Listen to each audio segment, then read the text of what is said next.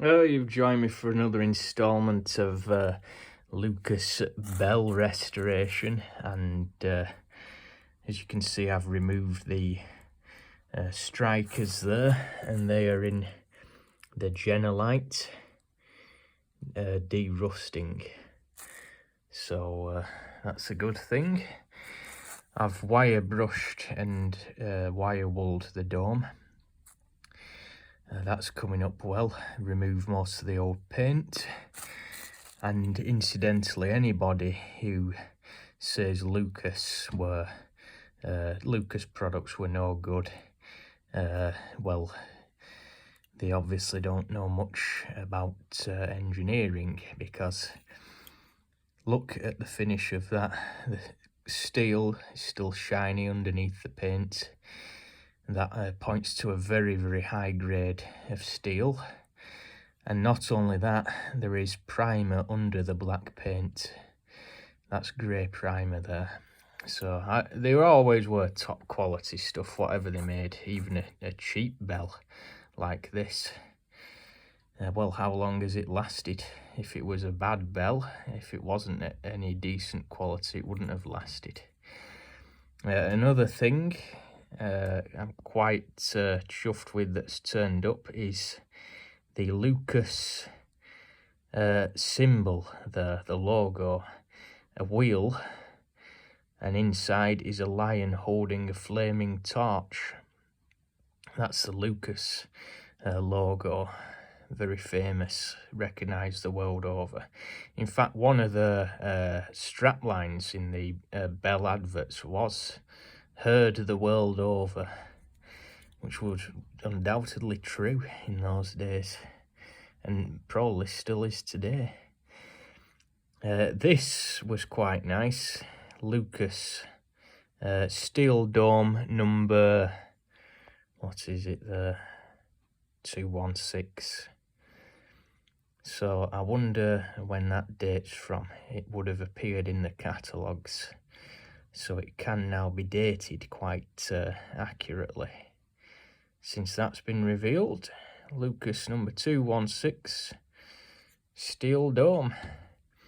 It's still yet to have a thorough clean. It'll be going in the paraffin bath, all to be cleaned up and then degreased, and it will then be ready for paint. Oiling the mechanism is the very last thing I'll do, of course, because oil, if that's anywhere where I'm painting it, the paint won't adhere to it. So it'll be cleaned in paraffin, thoroughly degreased, allowed to dry, and then I shall paint it. And I will have to carefully mask off this this top here with the Lucas name on it. So yeah, it's getting there. Oh yes, and one of those screws was very, very stubborn. You can see that is bent, so it looks to me like something's happened there, where the bell has been forced over and this side has been bent. It's not so bad there, but the screw was very, very difficult to remove. So I used the old plus gas, which is brilliant. Wire brush the threads, and you will see there is no damage to the actual screw head, because I used the right screwdriver. And no matter how stubborn it is, apply plenty of penetrating oil. Plus gas is my favourite. And I just work the screw, turn it back and forth, and then it starts loosening. Then start undoing it, you'll feel it go tight. Screw it back and forth again, and it will gradually come all the way undone. But do use the right tools.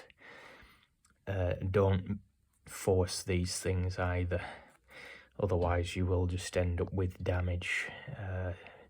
Where that has some slight historical damage, where a screwdriver slipped when undoing it, the way those marks are, that will have been from when that screw was undone. But use the right screwdriver, one that's a snug fit with a good profiled blade, not one that's worn out.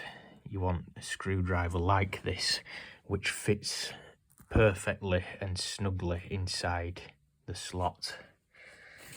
That way you can avoid damage. It's the right tool for the job, and it's very effective.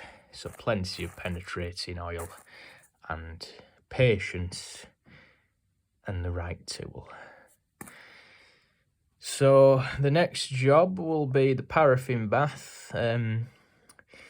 No point filming that because there's nothing much to see, but you can see the amount of loose rust and debris and rubbish that's come off this.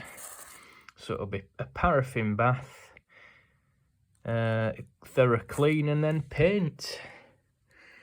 I'll have this done in a day, ready to ring.